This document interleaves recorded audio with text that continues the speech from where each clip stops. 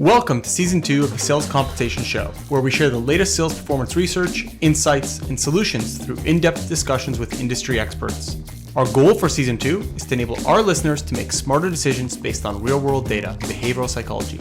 Join us for more holistic conversations and discussion about sales compensation and sales force effectiveness that will improve the lives and careers of both current and future sales comp leaders. I'm your host, Nabeil Alazzam. Today's guest is Bethany Rucker, a sales operations leader with over 15 years of experience, most recently at Microsoft as the Director of Sales Ops. Bethany and I discussed her empathetic, people-first approach to leading high-performing teams, DEI and sales compensation, and how she applies principles of psychology and personal development to her work. Join us as we delve into the world of sales compensation and operations, both now and in the future. You're in for a great discussion and one that I thoroughly enjoyed. Bethany, thank you for joining us today. I'm really excited to have you on the show. Happy to be here, Nabeil. Good to see you. So, I ask this for all the guests that are on the show that work in the sales, operations and sales compensation space. It's a unique career. You don't wake up as a child thinking, I want to be in this space, but it's always interesting hearing the stories of how people got to where they are. And so, I'd love to hear your background and what got you into this field.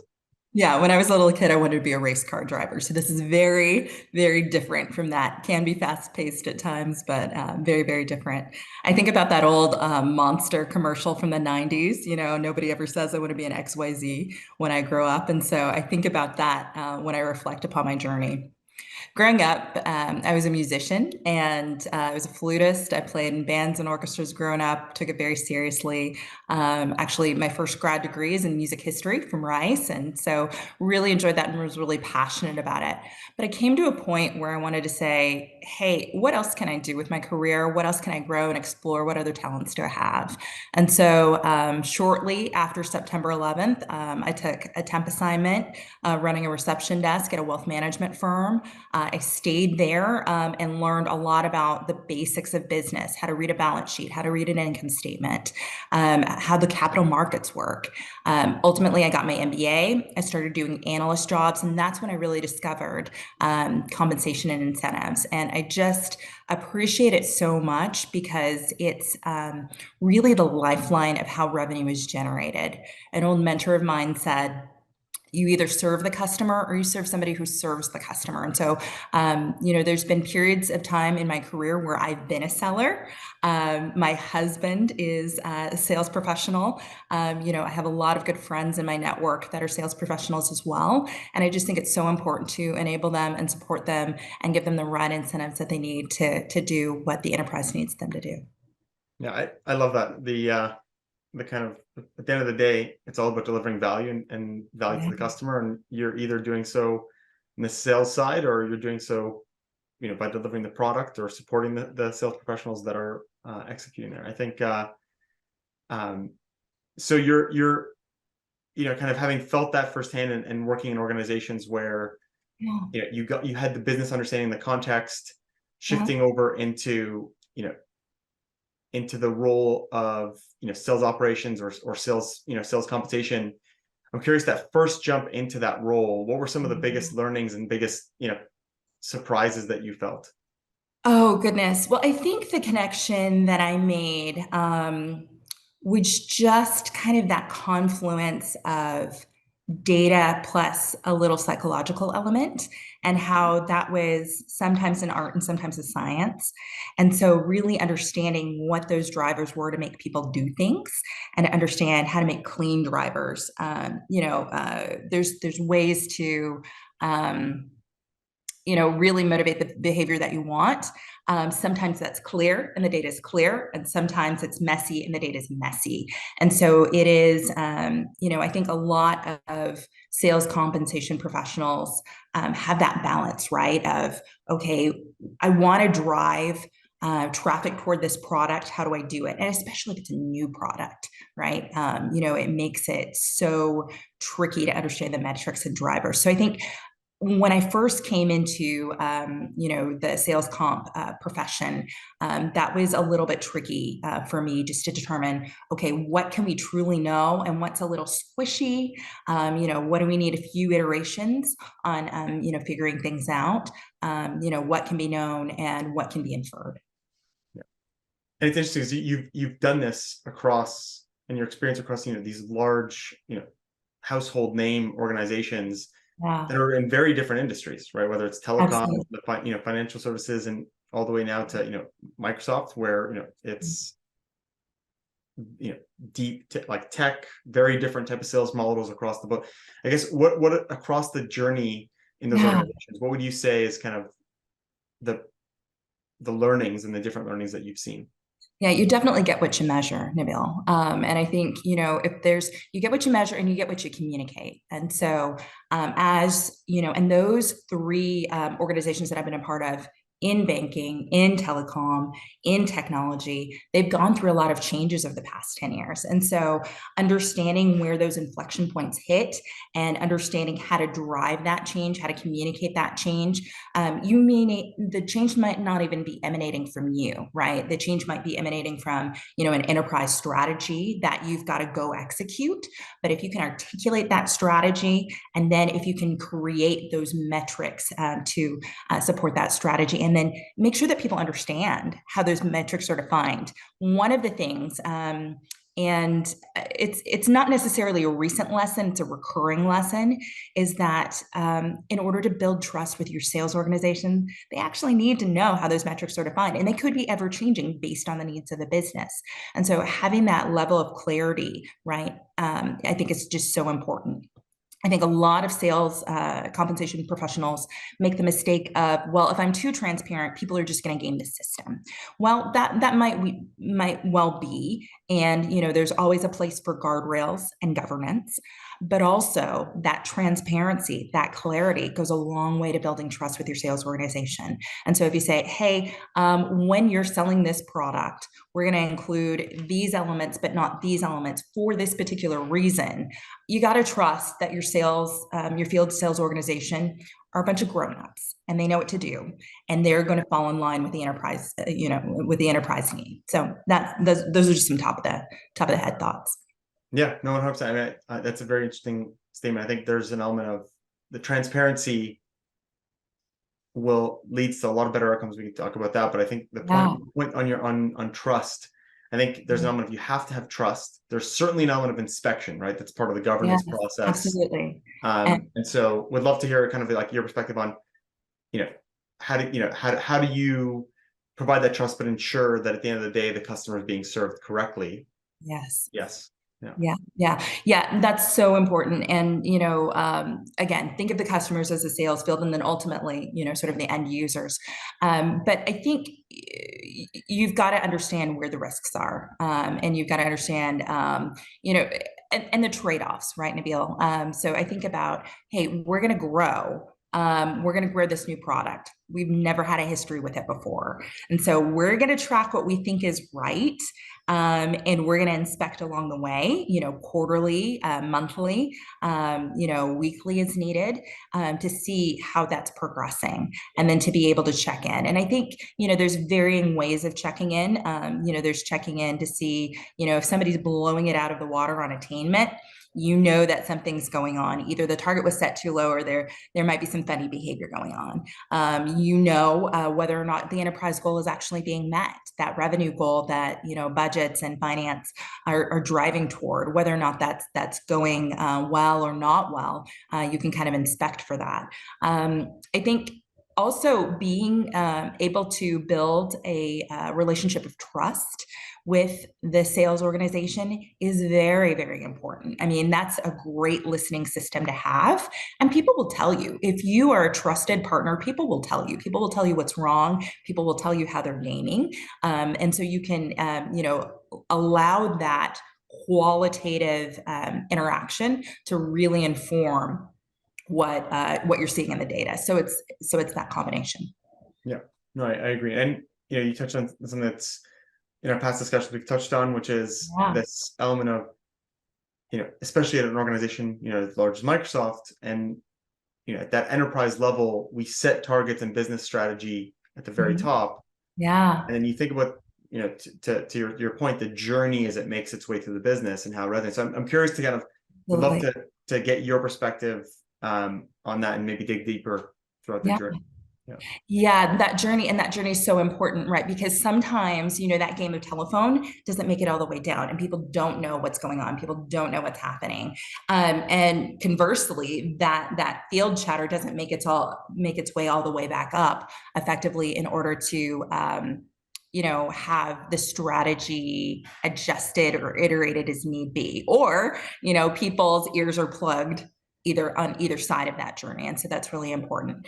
Um, Gosh, I think about it in two ways, Nabil. I think about it as far as data is concerned, because the way you measure finance data or sort of the gap requirements that an organization may have is very different than how you may calculate comp. And so that tension is always going to be there. So what you report to the street may not represent the exact numbers that you're seeing from a revenue perspective, or sort of the scorecard, as it were, items that you want to drive, or the principled items that you want to drive. And so you have to be real articulate and understand where those differences lie. So I think that's number one, so from a data perspective. Number two, again, as I mentioned, lots of change going on in all industries. And so when those inflection points happen, that talk track, that top line, really needs to be clear from leadership, and the whys need to be really clear, that from the sales operations organization is translating down to the field sales operation. The field sales organization needs to be just hyper clear, so people know why this is happening. And I would just say, to my peers out there, and even to myself, don't never be afraid to ask why. And I think that's so important, so that people can get to the root cause of what's driving these changes. A little while ago, I did this exercise called the 5 whys exercise, and I'm kind of taking a little detour here just to kind of, Yeah, yeah. broader sort of management leadership. But we were in a session where we stated a truth about ourselves, and then asked why 5 times, and that really got to the heart of some of the motivations and the drivers for us personally.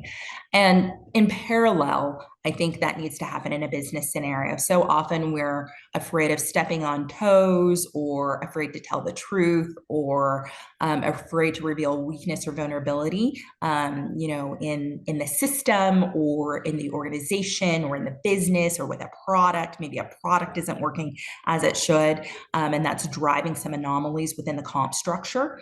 And so we really need to, again, as sales compensation professionals, be able to ask why, and be brave enough to ask why.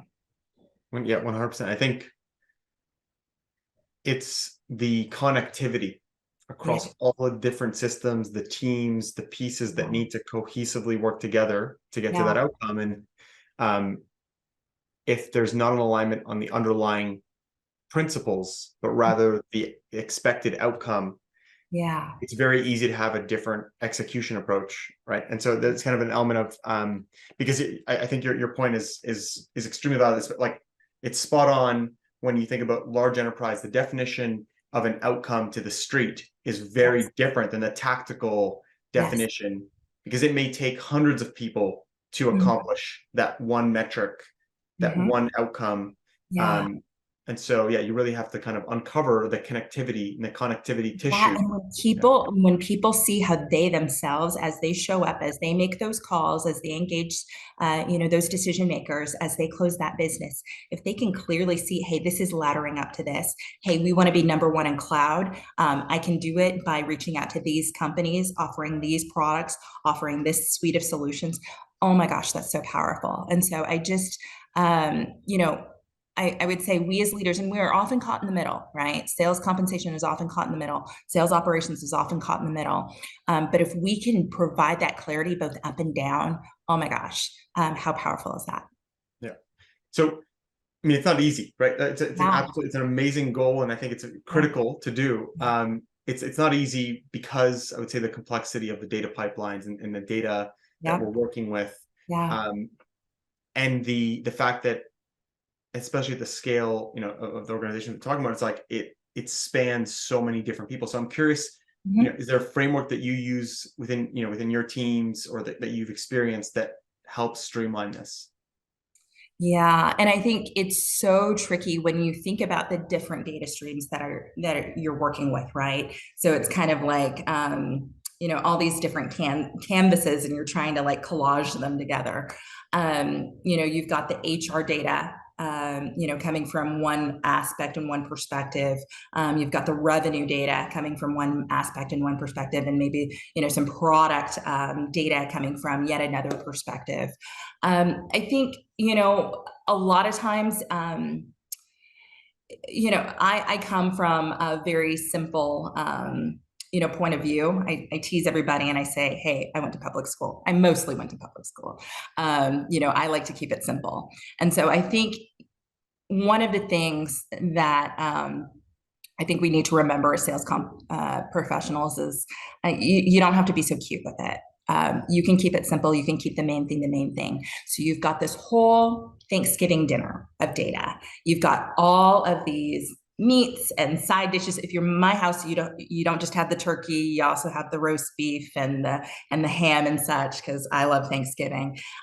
You've got the side dishes, a plethora of side dishes, and then you've got the pies and the desserts and all of those things. That is a beautiful selection of things to eat. But if you eat all of it, you're going to wake up, 2 days later feeling horrible. And so that's the thing. When we think about data, we've got to be so precise in what we actually need. And, coming from a psychology perspective, right? We all took Psych 101. The human brain can only hold together 3 to 5 ideas at a time. Some of us are better at it. Some of us are holding 2.5 ideas at a time. But when we think about all of this data feed and all of these data sources, we know that we live in an incredible time where there's so much technology and so much information available to us, but we really need to apply that critical thinking, that professional judgment to say, hey, I don't need all this stuff. This is going to be my proxy for revenue. This is going to be my proxy for product performance. This is going to be my proxy for, who's sitting in what chair at what time. Know how it's defined, know its pitfalls and risks so that you can address them. But hopefully you're following the 80-20 rule. Your data is 80% reliable, and then you go after those 20% of anomalies. But I think a lot of people feel really powerful in having all of these things at their disposal, but haven't taken the time to say, this is what I really need. This is the reliable piece of data for me that I can then go action on, go build a comp plan, go set quota on this, what have you. But that prioritization of this is the most important data to me, that's a really important principle that I think a lot of us need to hold. Yeah.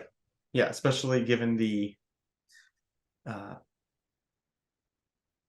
in a large organization, the number of different metrics and types of metrics that we're measuring. And Yeah. so, yeah, being able to dissect it and break it apart.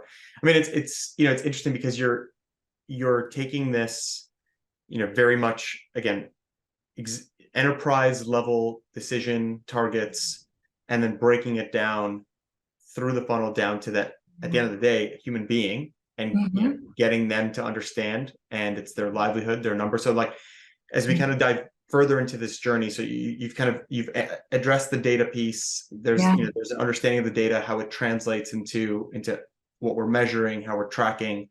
I guess how do you think about that final leg, that delivery of that number, the target, the definition to the seller themselves? Yeah.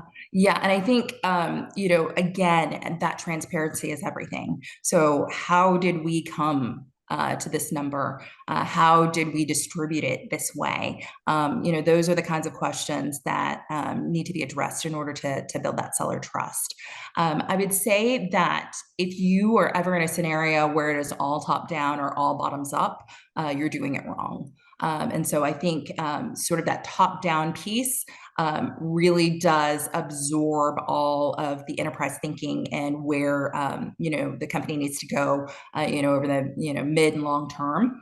But that granular account level, product level data that can't be substituted. And right now, I think that's something where we can outsmart AI, for example. And so that combination of, hey, these are the big chunky goals. Sales managers, you know what the environment out there is. You know that there's no free lunch in quota. There's no free lunch in target setting. You've got to balance that out so that the company can meet their organizational goals. But how you balance it is up to you. You need to stick with it. You need to be committed to it. But how you balance it out is up to you. And so there are things that the folks on the ground are going to see that, we in operations, folks in leadership are not going to see, and we need to trust their judgment. Yeah. Until we have all the data, there's still going to be some element of human oversight or input. I think, what's interesting, again, you think about going from that enterprise top level number and then working your way down. I love this aspect of the providing that transparency into how that number is generated. And so there's definitely a few elements of kind of back to that inspect or trust, and the trust versus the kind of inspecting for issues. So now, okay, we give this framework of this is how we're going to set up this quota, and how numbers from previous years feed into the quota setting methodology, and how the qualitative input from managers will impact the numbers plus or minus X% within threshold, et cetera, et cetera. So we provide this transparency. How are we measuring to see, or inspecting to see if rep behavior for adjusting kind of the way that they manage deal pipeline and Q4 is so that to impact quota setting, for example, is not adverse to the customer outcome and the business outcome. So I'm curious. Yeah, absolutely. And that's where your terms and conditions come in. And that's where, you get real nitty gritty and you get real honest, with, the way that people can, game the system for their own benefit.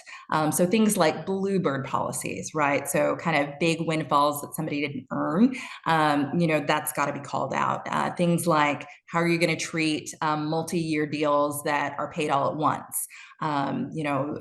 Thinking about all of those unique aspects of deal flow. And then again, I just say this is where sales operations and sales leadership need to meet. And that's why that trusted relationship needs to be there, because we're all on the same team. And for the longevity of the organization, right, things need to be right, things need to be clean. And just thinking about, okay, 5 years from now, if people are doing deals like this and they're gaming the system and they're sandbagging and waiting till the final quarter of the year, or the final quarter of fiscal, in order to land these. What's that going to do for us? What's that going to do for us operationally? What's that going to do for us, as we report numbers to the street? What's that going to do for us as far as, folks who want to play by the rules and are getting messed over for doing it? And so, again, I don't think sales operations does this in a vacuum. I think we do this in partnership with finance. I think we do this in partnership, of course, with sales leadership. We do this in partnership, with all the very organizations that we touch across the system. And so that's, that T's and C's, those terms and conditions, the incentive compensation document, what have you, need to be clear. I noticed that sometimes those are written with a fair amount of opacity in order to kind of be a little more flexible, or to guard against, people sort of adhering to the letter of the law. But I just think, you get so much from transparency. You can't say you didn't know. You put your click on the DocuSign, you read it. We used it in 8th grade English. We made it as clear as we could. And this is what the structure is. So. Yeah, no, it's a very valid point. So you're effectively baking in to the quota setting framework that it is not just the number that's set at the beginning of the year, but rather this is the framework that we use to set it. And so therefore, if the framework is no longer valid, your number, then the number that we gave you is not valid. and therefore it gives us the right to adjust accordingly Yeah. because it didn't meet the T's and C's that Yeah. were set out. And I think Yeah. Yeah. you're right. Yeah, I agree. Like you have to have that be very, very crystal clear. Otherwise, um, it now creates a very distracting and negative experience for the seller. Yeah, we don't want people like peering with a, with a glass Yeah. at the incentive compensation document. We want them out there selling. Yeah. And so that's the most important thing I think to think about is just to make these things clear so people feel free to go sell, feel free to go do what they need to do. I will say in the governance process, there needs to be room for empathy. And so, I'm big on empathy. Empathetic leadership is something that's very important to me. And there needs to be a clear process for addressing anomalies or exceptions. People do need to have their day in court, both emotionally, so kind of that empathetic piece, and both structurally. So, how are you going to organize your governance process when there is an anomaly? There's a bankruptcy, or a product was promised by engineering and it didn't work out. What are those structures going to be, and make them clear and as matrixed as possible so that folks know what they need to do and they feel supported even in a sticky situation. Yeah. Yeah, exactly. Because I mean, in that situation, we're kind of protecting the downside risk of losing what could be a great performer That's right. that's impacted. Yeah. Or conversely, I mean, I guess you can argue the other way of something that is net new in terms of not having been captured in our T's and C's, but Yeah. something that we may need to step in and do that override. And obviously, there's the empathetic element there, and recognizing Yeah. that there's always you have to do what's right by the business. Absolutely. Yeah. Yeah. Yeah. Or you're not there anymore. Exactly. Yeah. So And so, I think like there's an interesting element here again for like quota is such a critical part of mhm. the motivational element, the performance management, obviously, of sales professionals. And I think Yeah. you said something earlier around the teaming and that you need to work together with sales leadership Yeah. because ultimately it is true. How do they measure performance of their sales team if it isn't Mhm. against quota? Yeah. And therefore, setting the right quotas across the sales organization is a paramount objective and goal, and not just at the senior level, right? Not at the most senior level, where of course, okay, we need to make sure that we're deploying quota in a way that maximizes our potential to achieve the outcome. But Yeah. even within a single, a manager's region, at kind of the lowest level of management, Yeah. you want to make sure that they're thinking about it in a way that they're being equitable and distributing quota in a way where they can truly measure effective performance across the board. So how do you do that? Because Absolutely. that's a Absolutely. difficult part. Yeah. Yeah, and that's really important. And I think, sort of that no favored child kind of Yeah. thing. And Exactly. I mean, it kind of sparks, right? I think we were talking about before, just kind of the DEI element there, Yeah. and just Yeah. making sure that everybody's balanced, everybody kind of has the right balance in the organization. And I would say, that's where sort of those quantitative tools are really important. I think sort of the basis of those quantitative tools, and then sort of the governance around what you can change and what you can't change. Because at that level of granularity, of course, we know statistically there's more variability and there's more opportunity for, one seller to be favored over another, or one territory to be favored over another. And so that's when, I think, that coaching of the sales leadership, both, sort of leadership and kind of first line of, hey, we need to be watching for these things. We need to be watching for equity, and and that balance always needs to be there. And so, we don't want to favor people who have been there longer or not longer. We don't want to favor from a gender perspective, or, a nationality or a race perspective. We really want to make sure that, hey, those principles are trickling down. And if an adjustment needs to be made, territory over territory, account over account, let's make sure that there's a good reason for doing so, not just, I don't know if I can hit my number. That's not good enough. And so there really needs to be a clear approach to how those adjustments are made. Yeah, no, and I agree. I think like, and as we discussed kind of in our previous discussion, I think there's an Yeah. element of, it's kind of thinking about it in like 3 layers, because it is so critical that we're equitable, and that there's, this element of making sure we're being fair in terms of opportunity. It benefits the business. Like, at the end of the day, if we're not doing Absolutely. that, we're actually setting Yeah. ourselves up to not measure performance appropriately, and we're not treating the top performers the way that we should, and the bottom performers the way that we should. And so Yeah. the way, think about it as like kind of that first layer, which is, okay, we're going to take that top line number, and then we're Mhm. going to use the bottom up build up to distribute that Yeah. number. And that very first layer, I think this is kind of where, as the measurement of equity Hmm. sits within the quota and sales operations organization, because at the end of the day, we are the ones that are kind of designing and building that framework of how it gets distributed. Yeah. So that part to me seems a bit more within your control to Hmm. test and measure and make sure it's equitable. Yeah. Yeah.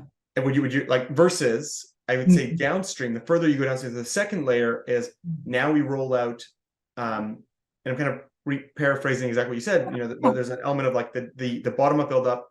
Okay, we can test and measure equity there.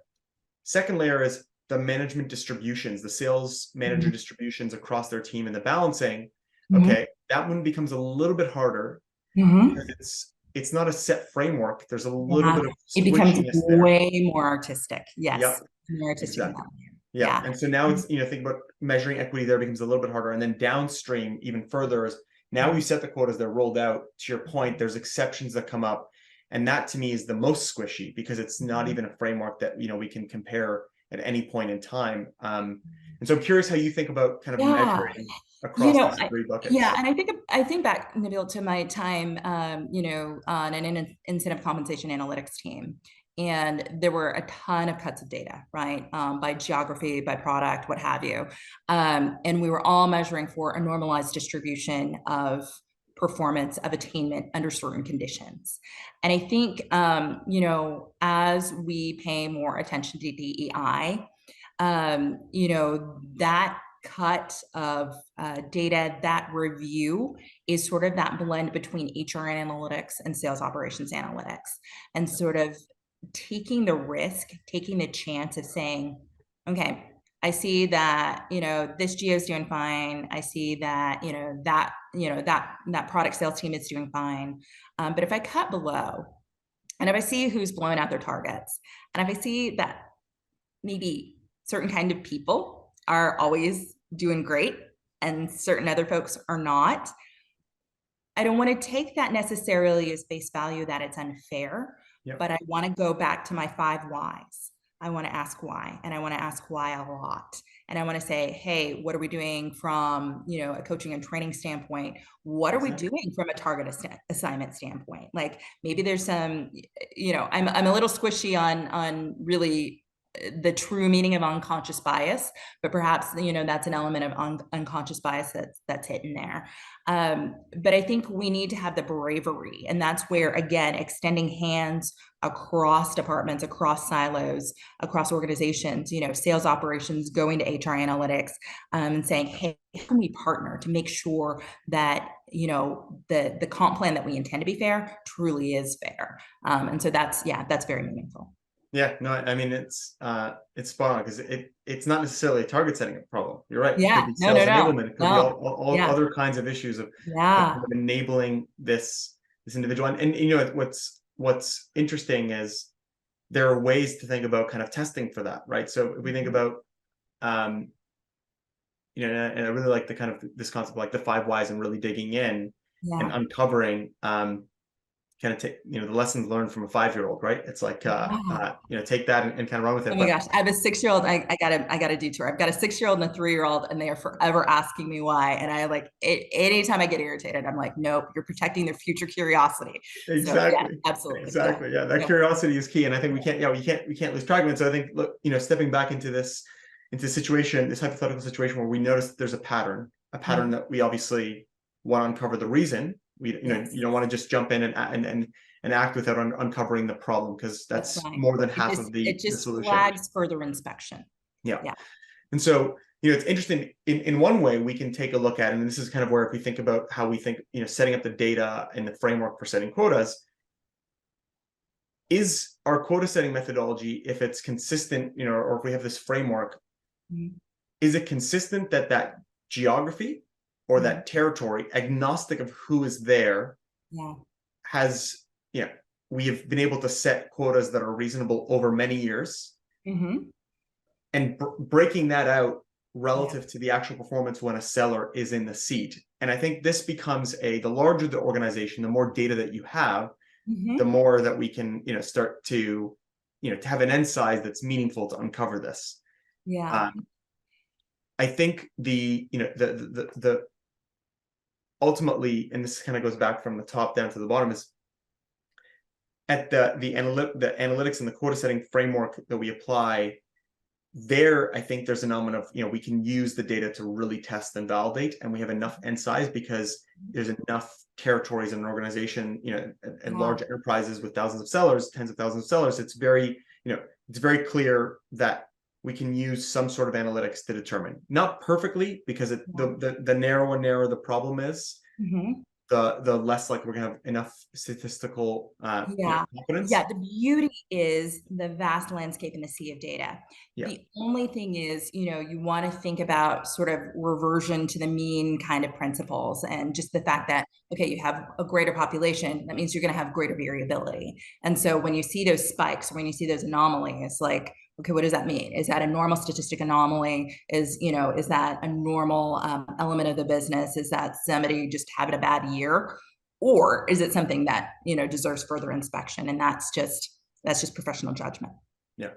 So yeah, and I think there's an element of, at that level we have that data. I think that this middle piece of like doing the adjustments, I'm curious. It's like you almost are measuring at a manager level. You'd have to measure, okay, when this manager makes adjustments, Yeah. are they effective? How effective are they in Mhm. making the adjustments, and how, well did their adjustments actually impact our distribution of quota? And that's hard to Exactly. measure because now, Mhm. effectively, like, you're having to retain all that data in a structured format and go back and measure, and kind of this time series analysis of over many years. Mhm. And so, I'm I, curious. I Yeah. I think it can even be done, Nabil, quarter over quarter, maybe imperfectly, but Okay. quarter over quarter, and it depends on what your adjustment cadence is, right? Yeah. But if you start from a precise point, so my my insight is into a situation where we were leveraging machine learning to do an initial pass of distribution, and then comparing that sort of quantitative distribution with sort of those qualitative elements and adjustments, and then piecing it together over time and checking quarterly. Okay, so we started here but you adjusted there, and then we back into what the attainment is, however you want to do it.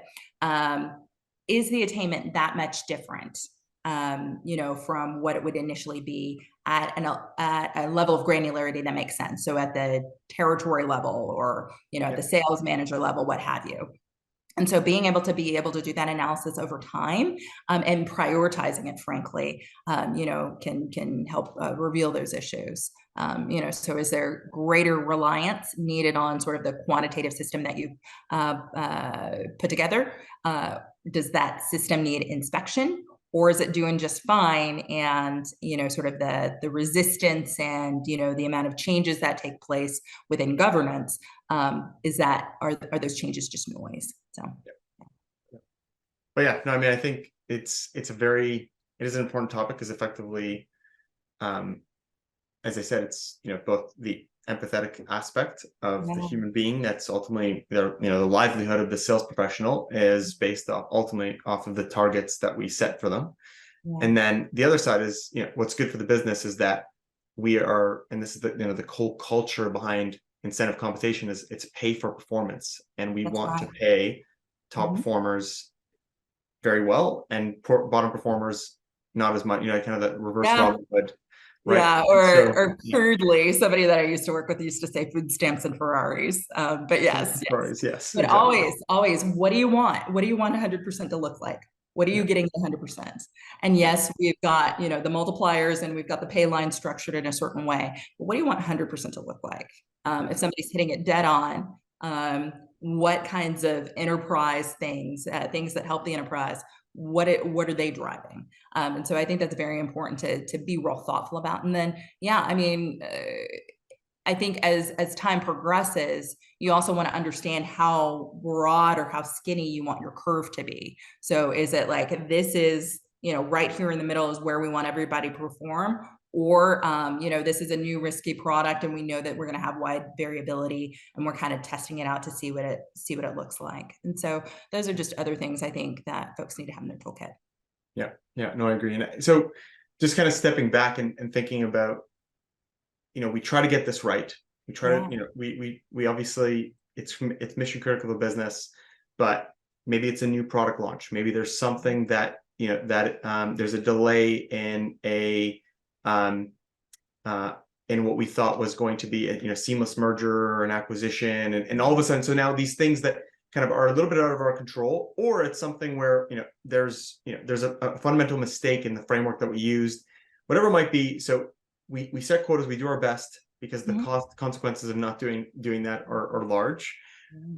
But there's a mistake made, or maybe there's an element of, a course correction is required.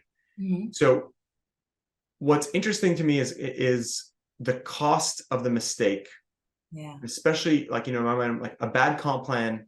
I'll use the term, a bad comp plan hits you twice, kind of the way I think about it.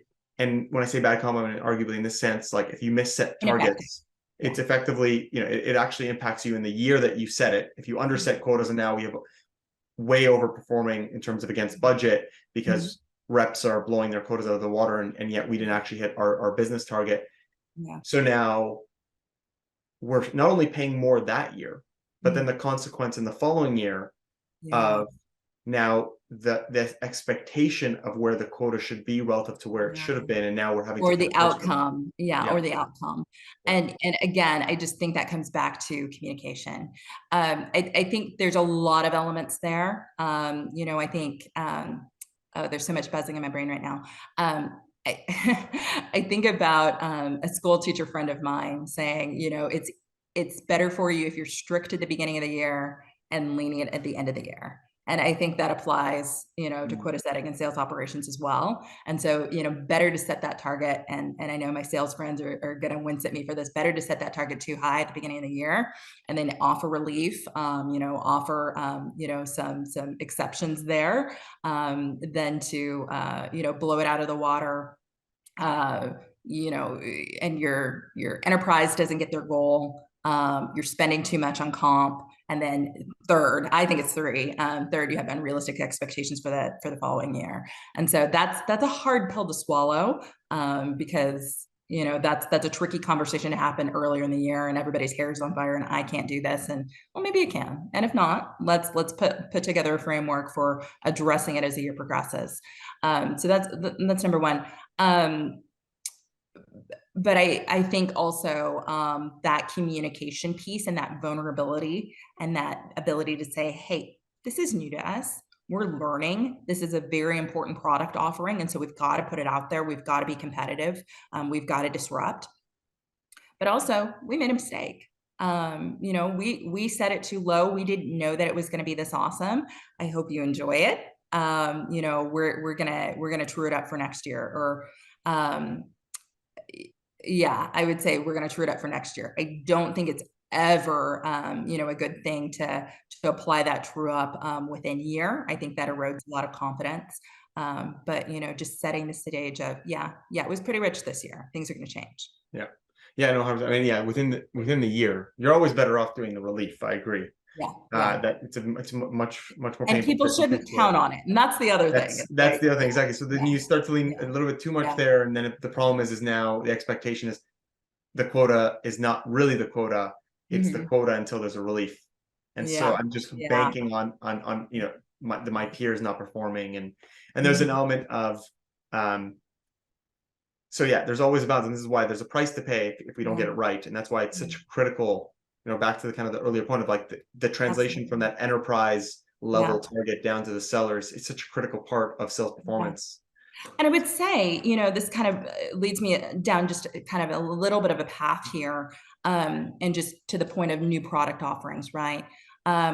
We want to make sure that we're influencing a culture of learning and education about products or about principles or whatever we're comping on, so that folks know they're not just commission junkies, they're not just coin operated machines, but they're part of, okay, this is why this is important. This is what this product can offer somebody. This is how I can give and help and serve, rather than give me my money for selling this thing. And so I think that's an important distinction to make as well. That's not, another old mentor of mine said, that's not our fault, but it is our problem. I think the problem of a lot of sales operations professionals is to be able to influence that culture of, this is why this is important. This is why, business wise, this is meaningful. This is the impact and the opportunity that folks can have by using this product. And I would say, again, just thinking cross functionally.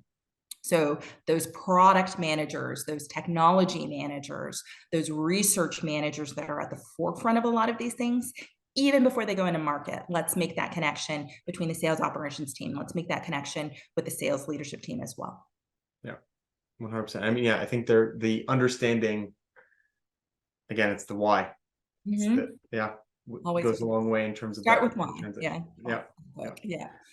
And so, I think if you shared a lot of like great, lessons and pointers to think about, again, in your experience and owning, this critical process in terms of quota setting and actually taking, again, that number from enterprise down to the seller, is what would you say are some of the other lessons and kind of things that you'd like to share with other sales comp professionals? Yeah, I would say that coaching element is really important. I think back, and this is not something I'm proud of. I think back to an early role as that I had as a seller back in my 20s.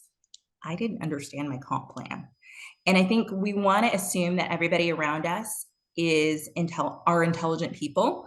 And they read the documents and they do what they're supposed to do, and they align their incentives and their priorities with that. But I would just say, make room for that education piece, make room to clarify, make room to coach. And if somebody's new to the workforce or new to your organization and your way of doing things, just going back to that diversity, equity, inclusion piece that we had talked about, that's a mechanism for making sure that the comp plan is fair, because it's understood. And so, that's kind of a vulnerable thing. Right. And then I would say, I'm just going to beat the drum on this, just building that trusted community, across functional lines. And, if you think somebody doesn't have an impact on your work, they probably do, because I feel like all roads lead to compensation. And again, I've heard, compensation referred as data sewage treatment, right? We get data from everywhere. We combine it the best we can. Again, going back to, what's the most important data points to you? And then we push it out in order to motivate folks and, ultimately provide for families. Yeah, 100%. I think it's a great way to say it. It's, at the end of the day, sales comp is that final lever, and it brings together all the business strategy, the data, the flow. Yeah. And I think that part, back to the education and the communicate, like understanding of the plan. I think we sometimes communicate the metrics, and we do, a great job of kind of explaining how the payout mechanics of a plan works. Yeah. But we'll see, and we've seen this firsthand, where the sellers will sometimes not understand the crediting attributes of the plan and the mechanics of, when a deal has this attribute, it's going to funnel into this bucket versus this bucket. Yeah, absolutely. And I think that's an element of, like, again, the more complex the sale, the more complexity there is in the product mix that you have, and the variety of different channels, the more that we need to make sure we are providing that clarity to the organization. Yeah, absolutely. I totally agree. And that brings me back to a scenario where I had, an encounter with an education seller, right? And so a lot of times organizations will sort of supplement the organization sales process in order to provide value to universities, in order to provide value to K through 12 schools.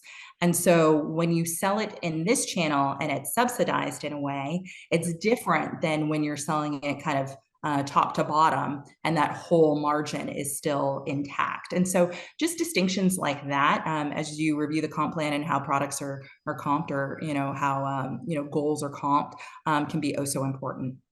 The other thing that I forgot to mention, Nabeil, is just as you go through, or as I go through my sales processes, my quota setting processes, my operations processes, there's a lot of intensity.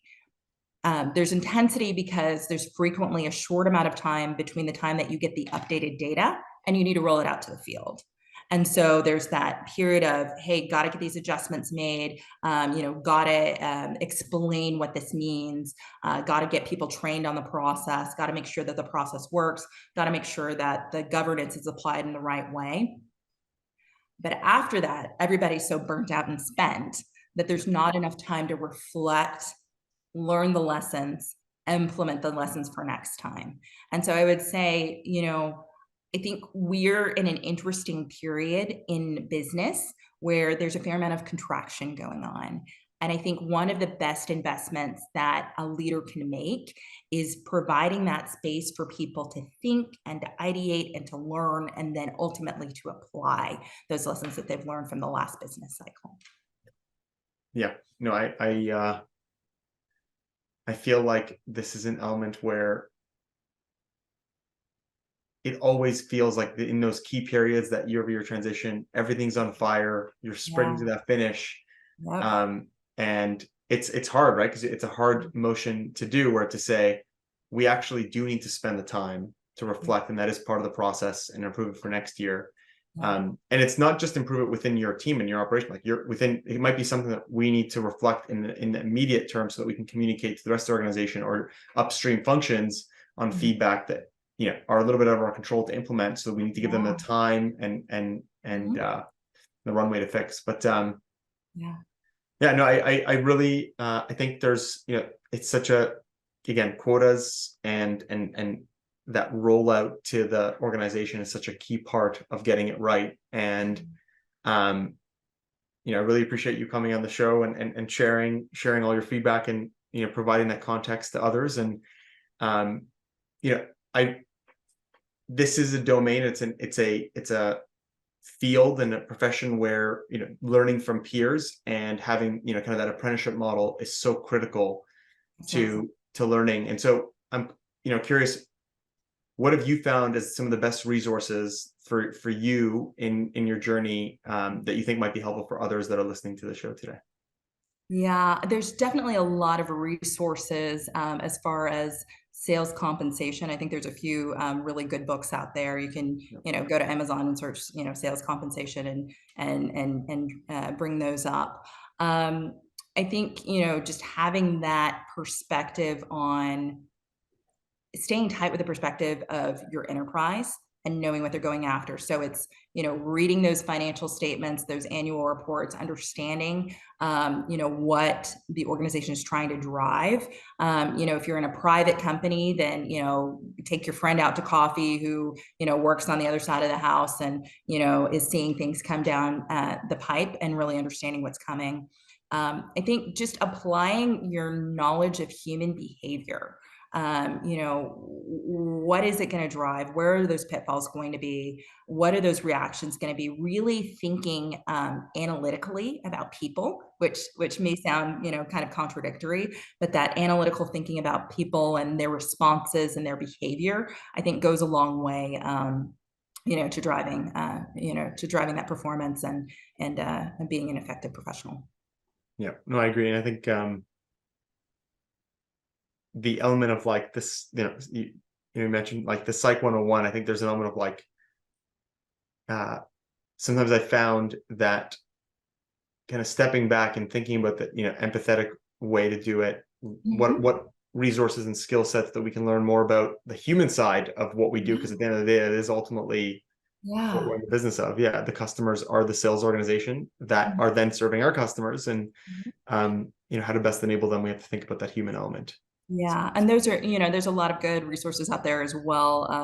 I think about Strength Finder. I'm a big Strength Finder person. Yeah. Strength-based leadership. I feel like, it's more effective and has a greater multiplier effect to shore up your strengths than to obsess over your weaknesses. And so, that old Strength Finder 2.0, I think, understanding what your strengths are, identifying them in others, working together to build that beautiful blend together, I think is really important. But empathy in the workplace is not, hopefully it's not just a trend. I really think that work is best done by whole people, and healthy people and happy people, because you don't spend as much time kicking against the walls. You don't spend as much time worrying about what other people's motives are. You can just do your work. And so to me, that's just so important. Yeah, no, couldn't agree more. I think we spend a lot of time at work, and the work that we do, and again, what every profession has its its contribution to the whole. And in this case, our profession, the sales compensation, sales operations, the livelihood of our sales team, the livelihood of the whole business, frankly, if we don't enable the sales organization to operate, it's put at jeopardy. Where's your revenue going to come from? Yeah. And so, and to do that right, I think, you have to bring your best self, and your best self is, being empathetic to the team, being happy and being fulfilled. No, I really want to, again, thank you for joining the show. I think, a lot of great food for thought. If just again, for the sake of kind of giving back to the community and sharing, if people listening to the show wanted to reach out and get a hold of you to kind of get your feedback, what's the best way to do so? I'm super basic. Hit me up on LinkedIn. Yeah. Love to hear from you on LinkedIn. Absolutely. Well, no, thank you, Bethany. It's been great chatting today. All right, great. Thanks. Have a great one. The Sales Compensation Show is brought to you by Forma.ai, the first sales compensation platform designed around the agile methodology of comp ops. To learn more about how Forma.ai can help design, execute, and optimize your sales comp strategy, visit Forma.ai. Find us by searching for Sales Compensation on Apple Podcasts, Spotify, Google, or anywhere else podcasts are found. And make sure to click subscribe so you don't miss our next episode. On behalf of the team here at Forma.ai, thanks for listening.